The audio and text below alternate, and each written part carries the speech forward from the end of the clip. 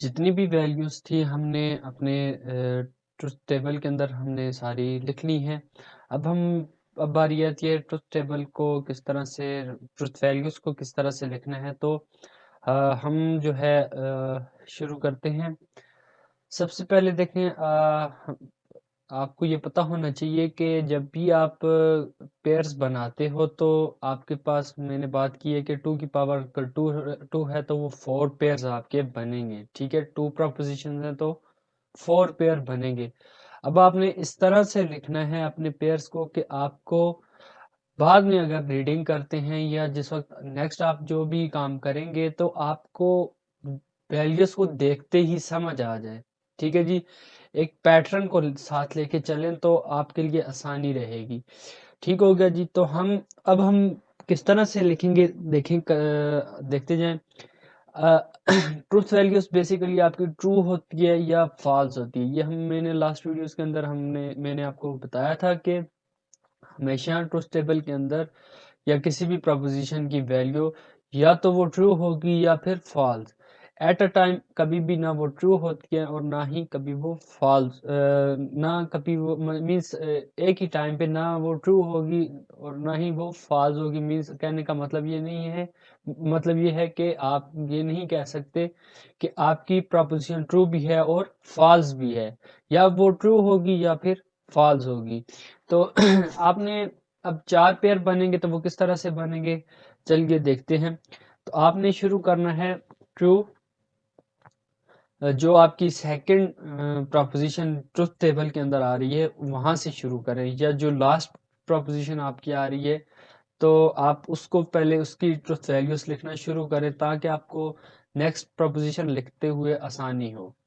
आपकी जो मेरी लास्ट प्रोपोजिशन है, मेरे पास दो ही हैं, पी एंड क्यू।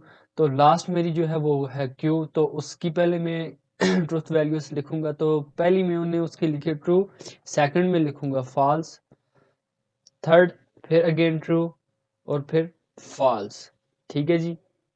बेसिकली हम पेयर्स बना रहे हैं तो हमने पेयर्स को एडजस्ट करना है। ठीक है, तो अब नेक्स्ट है हमारे पास प्रोपोजिशन पी। तो उसके लिए कैसे देखें, हमने ट्रुथ वैल्यूज लिखनी है। अब देखें क्यू के लिए हमने ट्रू से स्टार्ट किया था, तो प्रोपोजिशन पी भी जो है वो अब ट्रू से ही स्टार्ट होगी। अब आपने लिखनी किस तरह से है, ट्रू ट्रू और अगेन फॉल्स फॉल्स। ठीक है जी। तो अब देखें ये आपके पास 4 पेयर बन गए हैं। अब इससे ना ज्यादा बन सकते हैं ना कम बन सकते हैं। अब दो प्रोपोजिशन है वो एक टाइम पे ही ट्रू ट्रू हो सकती हैं, एक ही टाइम पे या फिर ट्रू या फॉल्स होंगी, या फॉल्स ट्रू होगी या फिर फॉल्स फॉल्स होंगी। तो यही 4 आपके पास पेयर्स बन रहे हैं, तो हमने सारे अपने ट्रुथ टेबल के अंदर ड्रा कर दिए। अब नेक्स्ट जो अब बारी आती है वो है निगेशन क्यू की। अब आपने देखे, मैंने लास्ट वीडियोस के अंदर भी आपको बताया था कि बेसिकली निगेशन क्यू क्या होती है कि opposite to the original proposition, या जो ओरिजिनल स्टेटमेंट है जो उसकी ट्रुथ वैल्यूज हैं वो उसके अपोजिट हो जाएगी। अगर ओरिजिनल स्टेटमेंट आपकी ट्रू है तो उसकी निगेशन क्या बन जाएगी, फॉल्स हो जाएगी। तो अभी देखें टेबल के अंदर मेरी क्यू की जो वैल्यू है वो ट्रू है, तो निगेशन ऑफ क्यू क्या हो जाएगा, फॉल्स। ठीक है जी।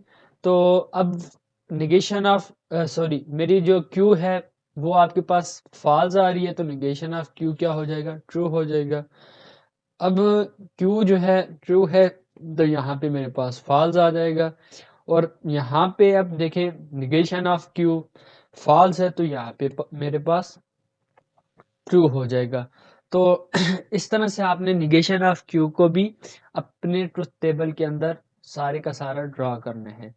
अच्छा जी, नेक्स्ट अब आपके पास देखें पहली जो स्टेटमेंट है वो है पी और निगेशन ऑफ क्यू। ठीक है जी, जो आपके पास पी प्रपोजिशन है और नेगेशन ऑफ क्यू है, उसके दरमियान आपने ऑपरेशन परफॉर्म करना है आर का। ठीक है जी। तो अब आर बेसिकली क्या होता है, एक छोटा सा आपको उसके बारे में बता दूं कि अगर दो आपके पास प्रपोजिशन है, उनमें से कोई एक भी अगर ट्रू है तो आपका और रिजल्ट हमेशा ट्रू आएगा। ठीक है जी। तो ये फॉल्स कब होगा? जब दोनों प्रोपोजिशन आपकी फॉल्स होंगी तो आपका रिजल्ट भी फॉल्स आएगा। ठीक हो गया जी। अब देखिए मेरे पास P और Q है। ठीक है जी। तो उसके लिए अब मेरे पास क्या बनेगा, रिजल्ट क्या बनेगा? ट्रू। अच्छा, अब हम देखते हैं P क्या है आपके पास? ट्रू। और क्या कहते हैं आपके पास जो निगेशन Q है तो फॉल्स। अब इनमें से हमारे पास एक स्टेटमेंट ट्रू है तो आपका जो रिजल्ट है या और रिजल्ट है वो आपका ट्रू हो जाएगा। ठीक हो गया जी। अच्छा, अब फिर आपने चेक करना है निगेशन ऑफ पी और पी और निगेशन ऑफ क्यू के दरमियान ही। तो ट्रू और ट्रू है दोनों, तो आपका रिजल्ट क्या बनेगा? टी। ठीक है जी। अच्छा, उसके बाद अब फिर देखें, यहाँ पे एक आ जाती है कि P और Q, अब दोनों यहाँ पे मेरे पास फॉल्स हैं तो आपका रिजल्ट क्या आएगा? फॉल्स। ठीक है जी। तो अब फिर लास्ट में देखें, आपका P फॉल्स है और निगेशन ऑफ Q ट्रू है तो आपका रिजल्ट क्या आएगा? ट्रू। ठीक है। अब हम इसमें नहीं पढ़ते कि ये ट्रू है तो क्यों है, तो क्योंकि ये मैंने लास्ट वीडियोस के अंदर आपको डिटेल में बताया था कि किस तरह से आर फंक्शन जो है वो किस तरह से काम करता है। तो उसकी सारी एग्जांपल भी हमने देखी थी। यहाँ पे हम सिंपली सिर्फ ट्रुथ टेबल के अंदर ट्रुथ वैल्यूज को ड्रा कर रहे हैं, उसी को ही देखेंगे। ठीक है जी। उसके बाद हम बात कर लेते हैं P एंड Q का। ठीक हो गया जी।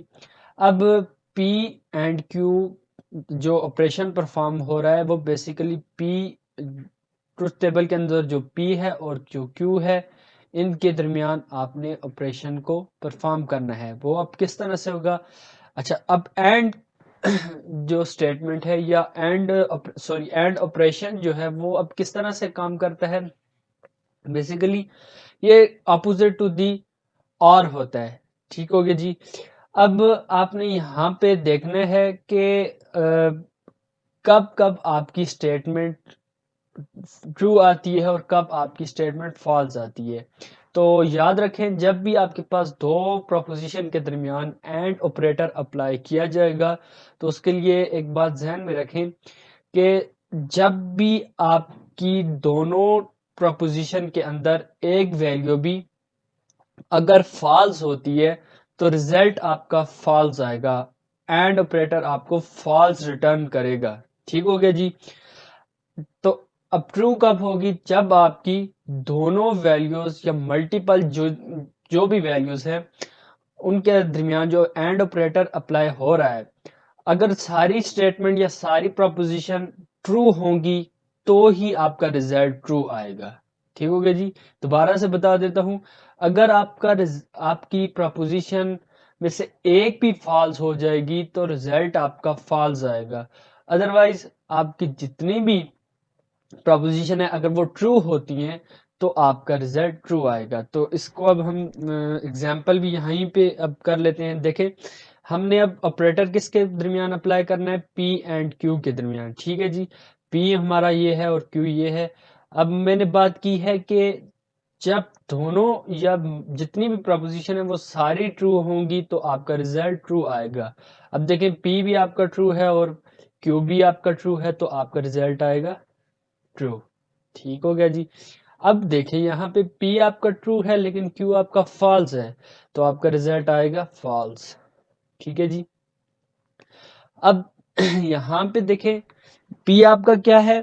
फॉल्स। Q आपका क्या है? ट्रू। तो आपका रिजल्ट क्या बनेगा? फॉल्स। अब फिर यहाँ पे अब क्या कहते हैं, P भी आपका फॉल्स है और Q भी फॉल्स है तो ऑब्वियसली ये आपका फॉल्स ही आएगा। ठीक हो गया जी। अब बारी आती है लास्ट में P और negation Q implies P and Q। ठीक है जी। तो अब यहाँ पे एक बात याद रखें कि जो ये इम्प्लाइज है वो बेसिकली क्या है? ये आपकी कंडीशनल स्टेटमेंट होती है। ठीक है जी।